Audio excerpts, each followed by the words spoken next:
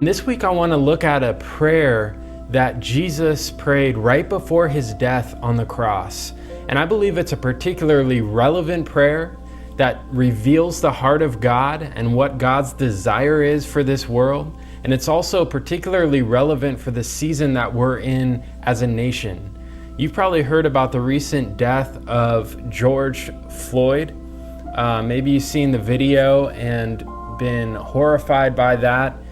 The violence that has taken place after that death and the riots that have occurred have been weighing on the hearts of many, have made many anxious and worried, and have been troubling in many ways. And Jesus spoke a prayer to God that is very relevant and revealing of God's heart and speaks into the situation that we're in right now as a nation. In John 17, Jesus prayed, "I am praying not only for these disciples, but also for all who will ever believe in me through their message. I pray that they will be one, just as you and I are one." I want to give you a little illustration. You might have seen this before. I've seen it several times. You can do this with a friend of yours who doesn't yet know God. And I want to illustrate this for you. Now on this side, you'll draw man.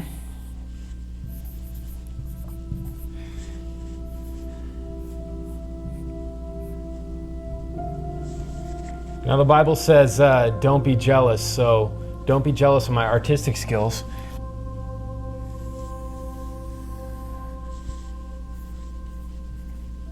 And in between here is our sin. And our sin creates a divide between us. Isaiah 59:2. We can put this here. It says in Isaiah 59:2, "But your iniquities have separated you from God." And we can also put up Isaiah 53:6, which says, "All of us like sheep have strayed away. We have left God's paths to follow our own. Yet the Lord laid on him the sins of us all."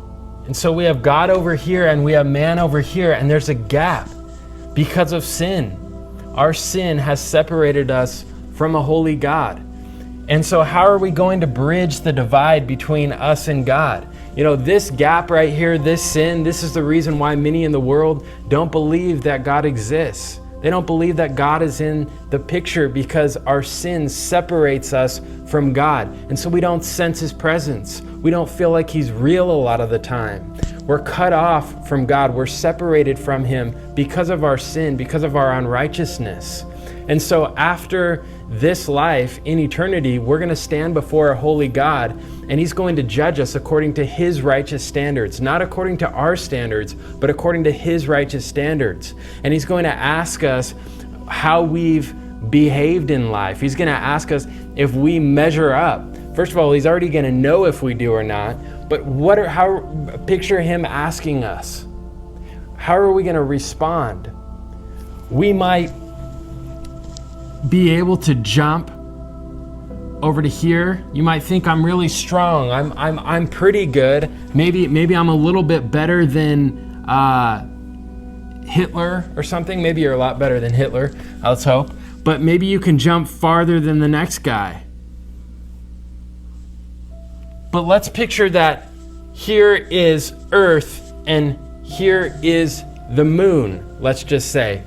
I don't care how far you can jump. If you're an Olympic athlete or if you're just a guy like me who can't jump very far, you can't jump from here to the moon. And God's righteous standards are so high, they're so good, they're so perfect, and none of us are perfect. Isaiah 53 says all of us have sinned. All of us have gone astray.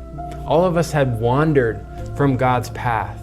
And so how are we going to be reconciled to God? How are we going to be made right with God if all of us have sinned and God requires perfection? Well, God, in his grace, has provided an answer. And that answer is the cross of Jesus Christ.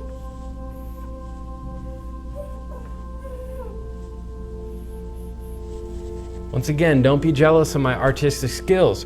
But it says in 2 Corinthians 5:18, all of this is a gift from God who brought us back to himself through Christ. And God has given us the task of reconciling people to him. The cross of Jesus Christ, him covering and paying for our sin, has bridged the gap. By placing our trust in Jesus Christ, we can be reconciled with God. We can be a fulfillment of Jesus' prayer that we would be made one with him. And all who believe in Jesus are reconciled into right relationship with God. And that starts now. Yes, we have eternal life with God, but that relationship, that unity with God starts now. And all who believe in Jesus Christ share that relationship with God and have unity with one another. God's desire is for humanity to be unified with him and with one another. But that doesn't happen ultimately without a relationship with God. If we're not at peace with God, if we're divided with him, we're going to be divided in our relationships with one another. We need a heart transformation. We need the unity that can only come from being one with God and at peace with God and reconciled with him. That is how ultimately we are going to be made one with one another. I saw an interesting quote from the governor of California this week that said, I could put together a group of advisors, I can put together a task force, I can promise and promote a few pieces of legislations. I said this on Friday and I'll say it again. Program passing is not problem solving. You need to change hearts, minds. You need to change culture, not just laws.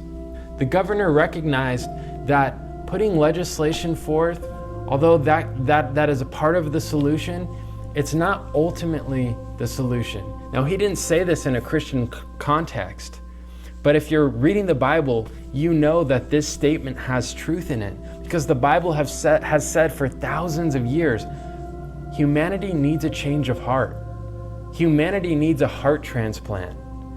And that heart transplant comes by God's grace through faith in Jesus Christ. That heart transplant comes as we're reconciled to God through Jesus.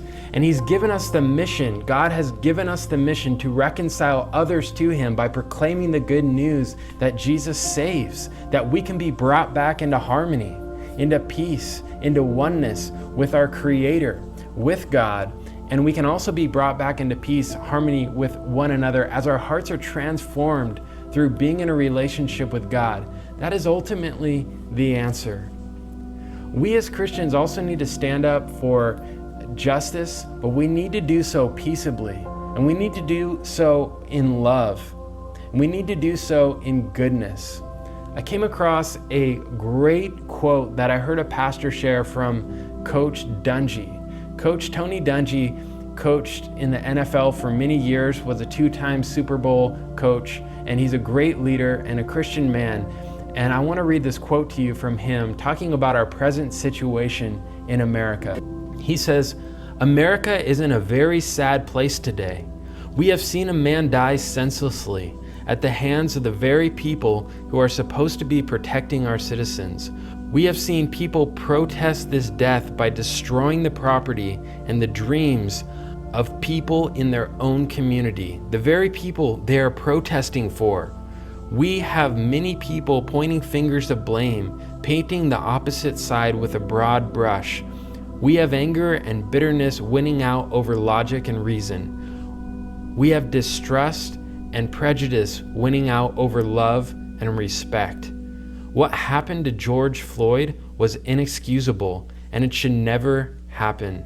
Justice needs to be served, but in seeking justice, we can't fall into the trap of prejudging every police officer we see. What started out as a peaceful protest have devolved into arson and looting, and that should never happen either.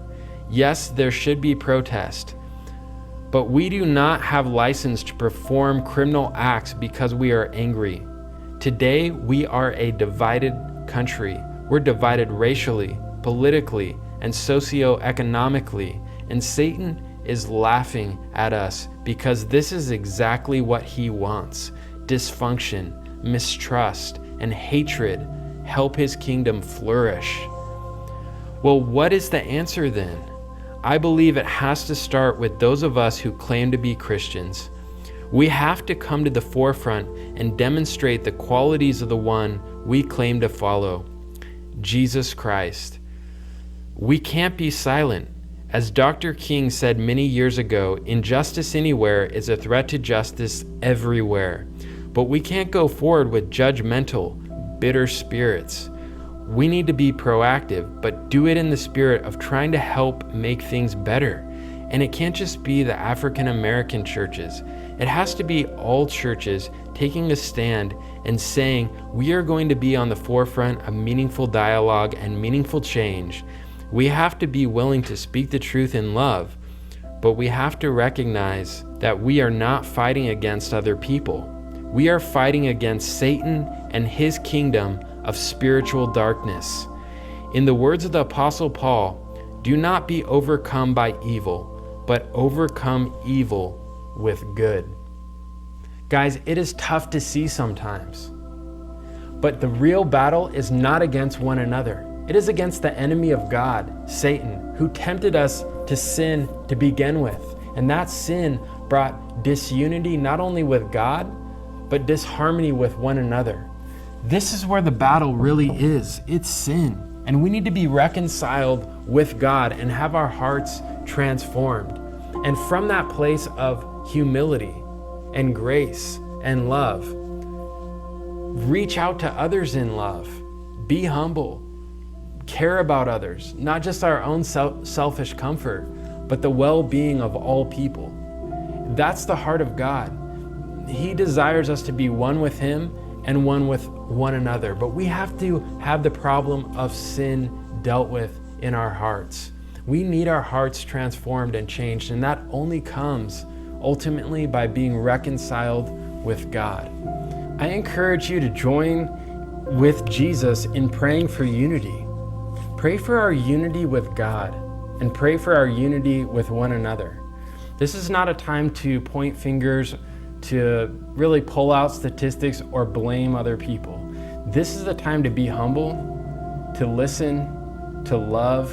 Look beyond yourself. Pray for our nation. We need prayer right now. We need prayer for the virus. We need prayer for the riots that are taking place. We need prayer for the safety of police officers, for the safety of the citizens. We need prayer for all people. And we need prayer for unity. Jesus prayed for unity. God desires unity. Ultimately, we need to not be divided with God. That's the problem in this world.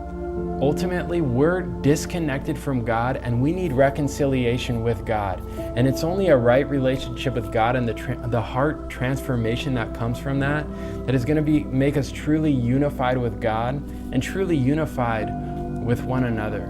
And I pray for unity in this nation and ultimately unity that comes through Jesus Christ. Overcome evil by doing good. Sometimes things happen to us in life that are very angering and very hurtful. But the Bible never advocates repaying evil for evil. Rather, we need to respond to evil in this world by doing good. We need to respond in love and in truth and in kindness. God deserved to punish us, and instead he took the punishment upon himself. God is humble, he's gentle at heart, he is loving, he is kind, and he has the best interests of others at heart. We need to live in the same manner if we follow Jesus. And I pray that you would. I pray that you would pray for others to come to know God through Jesus Christ. Spend some time in prayer for others this week and pray for our nation. Pray that we would be united with one another and ultimately united with God so that we can find the harmony and peace with one another that only comes from being in a right relationship with God.